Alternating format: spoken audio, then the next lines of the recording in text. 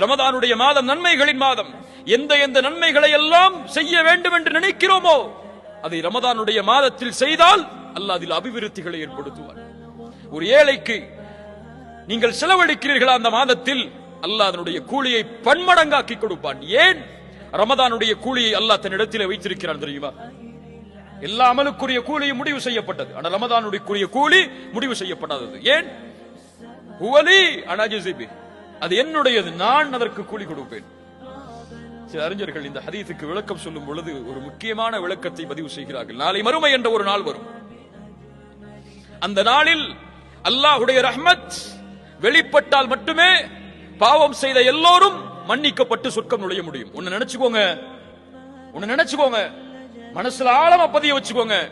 எம்முடைய கடைசி பாவம் மன்னிக்கப்படாத வரை சொர்க்கம் நுழைய முடியாது. சொர்க்கம் யாருக்குரிய பூமி? சுத்தமானவர்கள் வாழக்கூடிய பூமி. அந்த பூமியில் கடுகளவு, ரொம்ப கடுகளவு பாவம் உள்ளவன் கூட நுழைய முடியாது. அந்த பாவமும் மன்னிக்கப்பட்டால் தான் சொர்க்கம், அல்லனா சொர்க்கம் கிடையாது. அப்படி அல்லாஹ் பாவங்களை மன்னித்து வரும் பொழுது ஒரு அடியான் நன்மைகளை செய்தவன், அவன் செய்த பாவங்களால், படைப்புகளுக்கு செய்த பாவங்களால் நன்மைகள் எல்லாம் பிரித்து